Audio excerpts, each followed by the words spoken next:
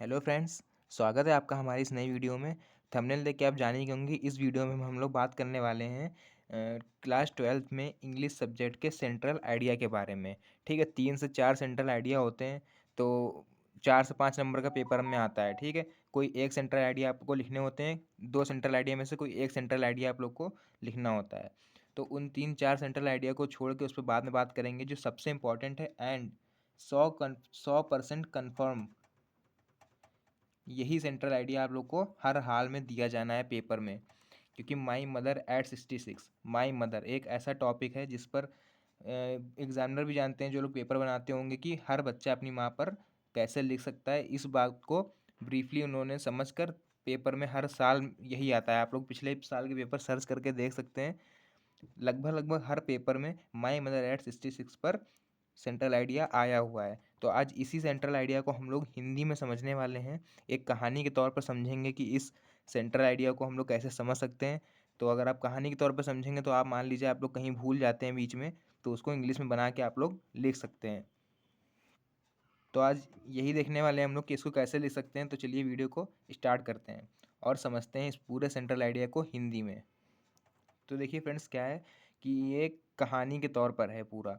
इसमें क्या है, देखिए कि एक लेखिका है, मतलब कवित्री, जिसने इस पोएट को बनाया है। वो अपनी माँ को अपने घर से एयरपोर्ट छोड़ने जा रही होती है। ठीक, या ऐसे समझ सकते हैं कि एयरपोर्ट उसको उसकी माँ छोड़ने जा रही होती है एयरपोर्ट पर। तो वो जब कार में बैठती है तो अपनी जो बूढ़ी माँ हो चुकी हैं, ठीक है, लिखा है जैसे माई मदर एट 66, जो 66 मतलब 66 साल की माँ हो चुकी हैं, 66 साल की हो चुकी हैं।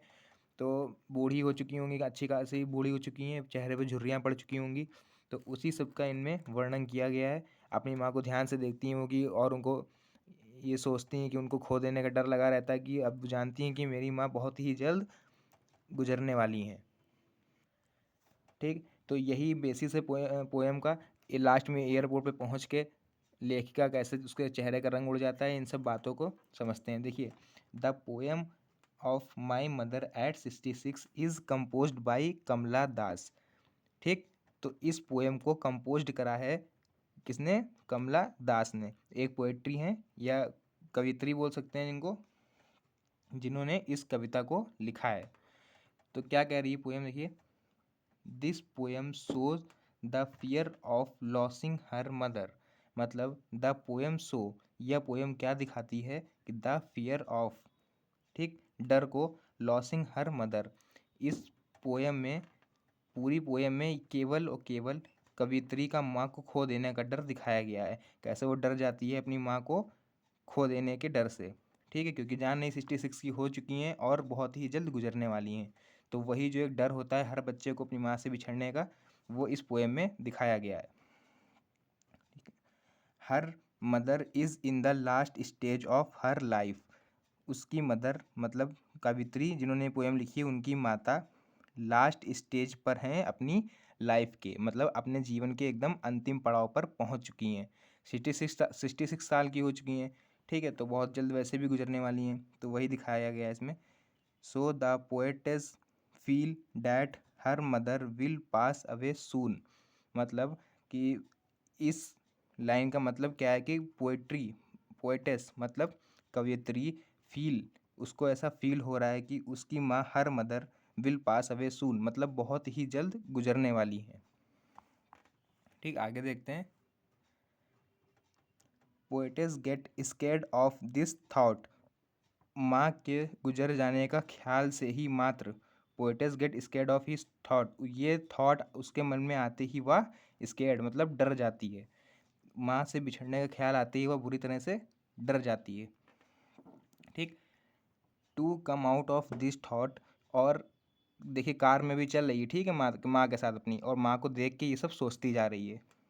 इतने में क्या हुआ, to come out of this thought, इस विचार से बाहर निकलते ही, she looked outside of car, she looked outside of car, इस विचार से बाहर आते ही जैसे उसने अपनी कार के बाहर देखना स्टार्ट करा, बाहर के नज़ारे, प्राकृतिक सौंदर्य वगैरह सब आस पड़ोस जो चल रहा है, तो जैसे ही उसने कार की विंडो से बाहर झांका तो उसे क्या दिखा?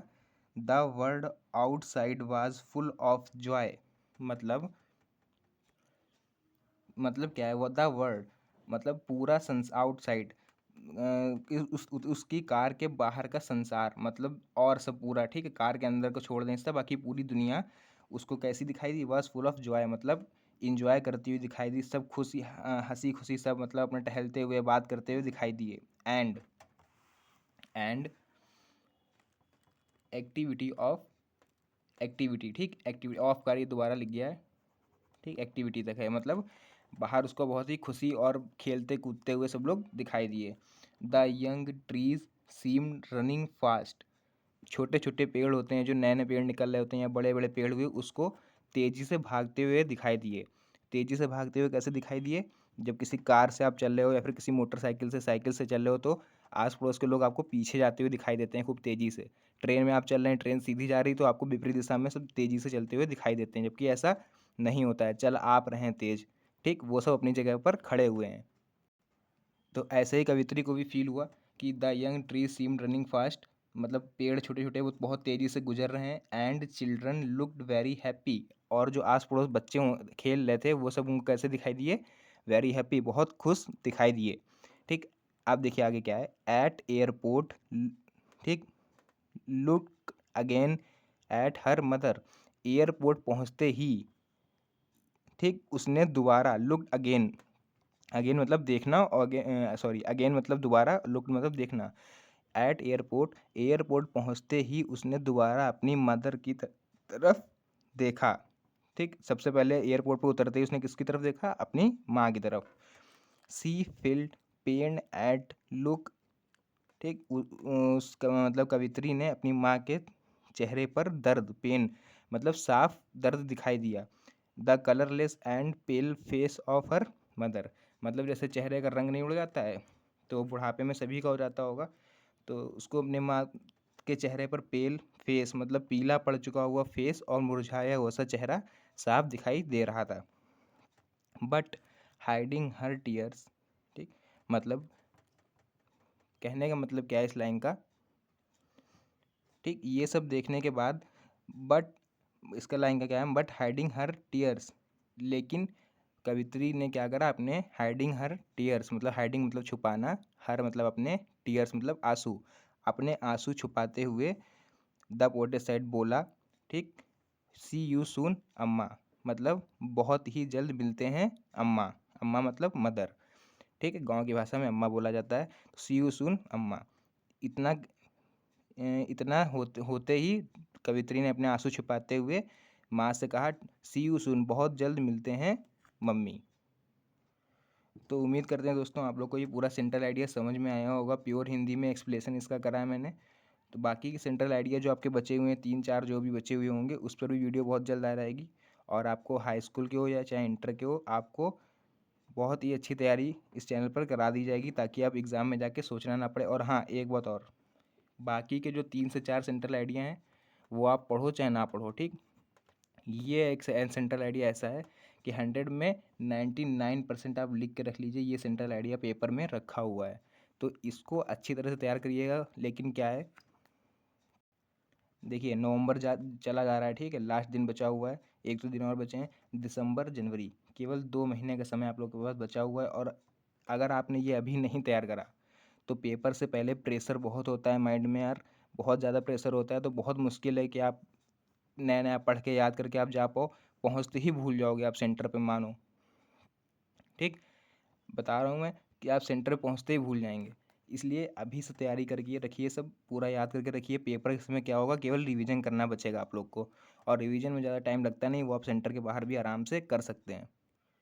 तो बस ये 4 से 5 नंबर आपको दिलाएगा, और इस 4 से 5 नंबर के लिए यार थोड़ी मेहनत तो आप लोग कर ही सकते हो। इसको मैंने हिंदी में पूरा बता दिया, अपने हिसाब से इसको सॉर्ट आउट करके थोड़ा समझ लिख लीजिए कहीं पर, और यही पेपर में आप लोग लिख आइएगा।